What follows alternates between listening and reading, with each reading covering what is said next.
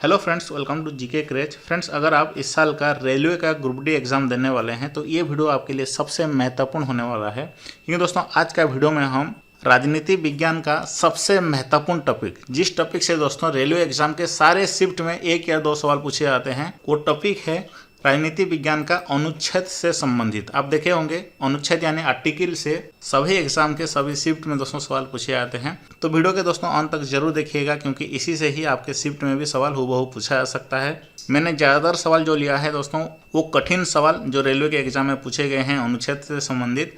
तो वीडियो के अंत तक देखिएगा, क्योंकि इस वीडियो से दोस्तों आपको बहुत कुछ नया सीखने को मिलेगा। तो चलिए दोस्तों वीडियो शुरू करते हैं। पहला सवाल देखते हैं। पहला सवाल है, अनुच्छेद 370 के मुख्य मसौदाकार कौन थे? यानी मसौदाकार का मतलब होता है ड्राफ्टर। इस अनुच्छेद के ड्राफ्टर कौन थे, मुख्य ड्राफ्टर कौन थे?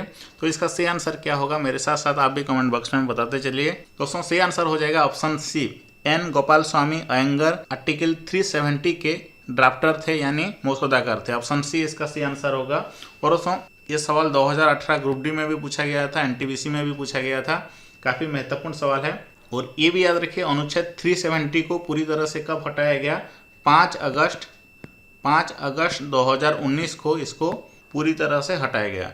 ये आर्टिकल क्या था? ये जम्मू कश्मीर को ऑटोनॉमी का स्पेशल स्टेटस देता था। और दोस्तों ये भी याद रखिए, भारत जब आज़ाद हुआ था तब कश्मीर पर किस राजवंश का शासन था? डोगरा राजवंश का शासन था, डोगरा राजवंश का। और उस समय डोगरा राजवंश के राजा कौन थे? राजा हरि सिंह, याद रखिए। और बढ़ते हैं नेक्स्ट सवाल की ओर। तो अगला मोस्ट रिपीटेड क्वेश्चन है, संविधान के इनमें से किस अनुच्छेद में केंद्रीय बजट को वार्षिक वित्तीय विवरण के रूप में संदर्भित किया गया है? तो किस अनुच्छेद के अंतर्गत? ऑप्शन सी इसका सही आंसर होगा, अनुच्छेद 112। ऑप्शन सी सही आंसर है। तो अगला मोस्ट रिपीटेड क्वेश्चन है, हमारे संविधान का कौन सा अनुच्छेद ये कहता है कि सदन में वोटों की समतुल्यता की स्थिति में स्पीकर के पास अंतिम कास्टिंग मत होगा? तो अंतिम कास्टिंग मत होगा, ये कौन सा अनुच्छेद कहता है? अनुच्छेद 100 कहता है। ऑप्शन डी इसका सही आंसर होगा। तो अनुच्छेद 100 के तहत स्पीकर को कास्टिंग वोट यानी निर्णायक मत देने का अधिकार प्राप्त है। नेक्स्ट सवाल है, काफ़ी आसान सवाल है, बार बार रिपीट भी होता है। भारतीय संविधान के किस अनुच्छेद के तहत राष्ट्रीय ध्वज फहराने का अधिकार है? ऑप्शन बी इसका सही आंसर होगा, अनुच्छेद 19(1) इसका सही आंसर होगा। और दोस्तों यहाँ पे जितने भी सवाल हम डिस्कस कर रहे हैं ये सारे सवाल हमारा एप्लीकेशन में आपको मिल जाएंगे, क्विज यानी मॉक टेस्ट के फॉर्मेट में मिल जाएंगे। आपको इसी तरह से अनुच्छेद का सेक्शन में आना है। उसके बाद दोस्तों इसी तरह से सभी क्वेश्चन को प्रैक्टिस कर सकते हैं हमारा एप्लीकेशन में।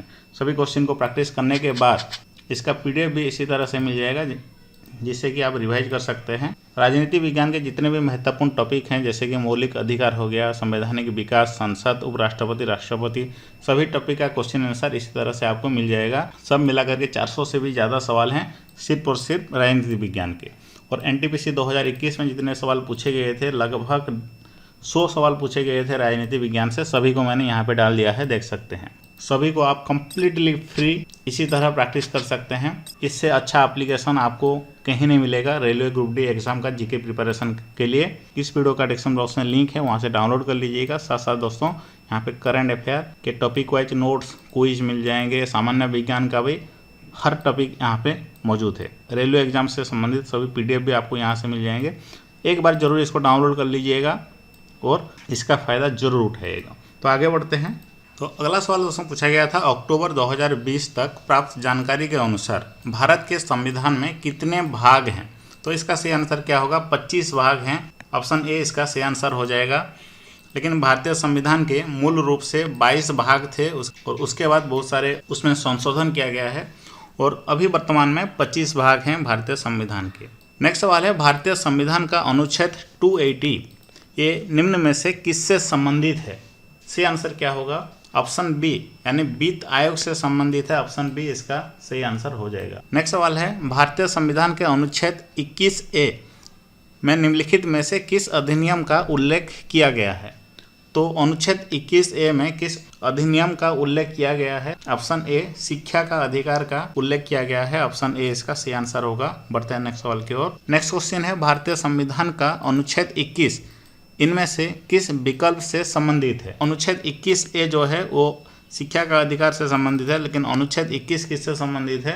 ऑप्शन ए इसका सही आंसर होगा। व्यक्तिगत स्वतंत्रता से संबंधित है, ऑप्शन ए इसका सही आंसर होगा। इस अनुच्छेद के तहत किसी भी व्यक्ति को विधि द्वारा स्थापित प्रक्रिया के अतिरिक्त उसके जीवन और व्यक्तिगत स्वतंत्रता के अधिकार से वंचित नहीं किया जा सकता है। नेक्स्ट क्वेश्चन है दोस्तों, जो बार बार रिपीट होता है, आपातकाल के समय किस अनुच्छेद को निलंबित नहीं किया जा सकता है?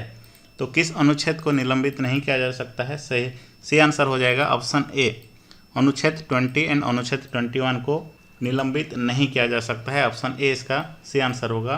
नेक्स्ट क्वेश्चन है, इनमें से किस राज्य को अनुच्छेद 371 ए के तहत विशेष दर्जा प्रदान किया गया है?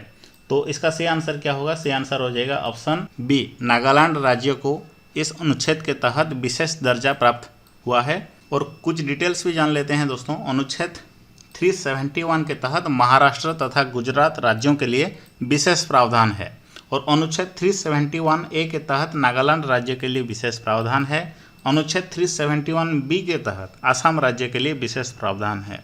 अनुच्छेद 371 सी के तहत मणिपुर राज्य के लिए विशेष प्रावधान है, और अनुच्छेद 371 डी के तहत आंध्र प्रदेश तथा तेलंगाना राज्य के लिए विशेष प्रावधान है। इन सभी को जरूर याद रखिएगा, सवाल इसी से ही पूछा जाएगा। नेक्स्ट सवाल देखते हैं, भारतीय संविधान के इनमें से किस अनुच्छेद में नए राज्यों के गठन और सीमाओं के फेरबदल इत्यादि से संबंधित वर्णित किया गया है? तो इसका सही आंसर क्या होगा? सही आंसर हो जाएगा अनुच्छेद 3 के तहत ये सब किया जा सकता है। ऑप्शन डी इसका सही आंसर होगा। और इसका भी कुछ डिटेल्स में पढ़ते हैं। अनुच्छेद 3 नए राज्यों का गठन, राज्यों की सीमाओं में परिवर्तन, किसी राज्य के नाम का परिवर्तन, ये सब दोस्तों अनुच्छेद 3 के तहत आता है। अनुच्छेद 1 में क्या कहा जाता है?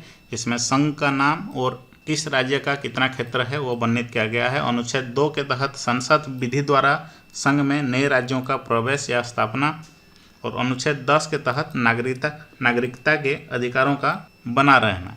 ये सभी को याद रखिएगा। चलिए बढ़ते हैं नेक्स्ट सवाल की ओर। नेक्स्ट सवाल है, भारतीय संविधान के निम्न में से कौन से अनुच्छेद में मौनी बिल को परिभाषित किया गया है? तो सही आंसर इसका क्या होगा? अनुच्छेद 110 के तहत मौनी बिल को परिभाषित किया गया है। ऑप्शन ए इसका सही आंसर होगा। नेक्स्ट सवाल देखते हैं, भारतीय संविधान का कौन सा अनुच्छेद उपाधियों के अंत को सुनिश्चित करता है? तो कौन सा अनुच्छेद करता है? अनुच्छेद 18 करता है। ऑप्शन डी इसका सही आंसर हो जाएगा, याद रखिए। तो नेक्स्ट महत्वपूर्ण सवाल है, भारतीय संविधान के किस अनुच्छेद में पंचायतों और स्थानीय निकाय शासन से संबंधित प्रावधान शामिल है? तो सही आंसर इसका हो जाएगा अनुच्छेद 243। ऑप्शन डी सही आंसर है, याद रखिए। ये सवाल बार बार रिपीट भी होता है। तो नेक्स्ट सवाल देखते हैं, भारतीय संविधान का कौन सा अनुच्छेद सार्वजनिक रोजगार में समान अवसर का अधिकार प्रदान करता है? तो कौन सा अनुच्छेद करता है? ऑप्शन डी अनुच्छेद 16 करता है। ऑप्शन डी इसका सही आंसर होगा। नेक्स्ट क्वेश्चन है, भारतीय संविधान के निम्नलिखित में से किस अनुच्छेद में संसद के दोनों सदनों की संयुक्त बैठक से संबंधित प्रावधान किया गया है? तो किस अनुच्छेद के तहत? अनुच्छेद 108। ऑप्शन ए इसका सही आंसर होगा। अनुच्छेद 108 के तहत दोनों सदनों की संयुक्त बैठक से संबंधित प्रावधान किया गया है। दोस्तों नेक्स्ट सवाल है, भारतीय संविधान की किस अनुसूची में राज्यों और केंद्र शासित प्रदेशों और उनके अधिक्षेत्रों की सूची शामिल है? तो किस अनुच्छेद में ये सब शामिल है? सही आंसर होगा ऑप्शन ए, पहली अनुच्छेद यानी अनुच्छेद नंबर 1 में ये सब शामिल है। ऑप्शन सी इसका सही आंसर होगा। दोस्तों नेक्स्ट सवाल है, संविधान के अनुच्छेद 78 में निम्नलिखित में से किसका वर्णन किया गया है? इसका सही आंसर क्या होगा? देखिए सभी ऑप्शन को। तो सही आंसर हो जाएगा ऑप्शन डी। ऑप्शन डी इसका सही आंसर होगा। प्रधानमंत्री को अवगत करवाने के कर्तव्य से संबंधित है अनुच्छेद 78। ऑप्शन डी इसका सही आंसर होगा, याद रखिए।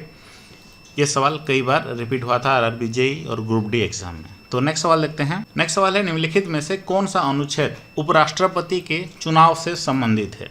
तो सही आंसर क्या होगा? ऑप्शन ए इसका सही आंसर होगा दोस्तों।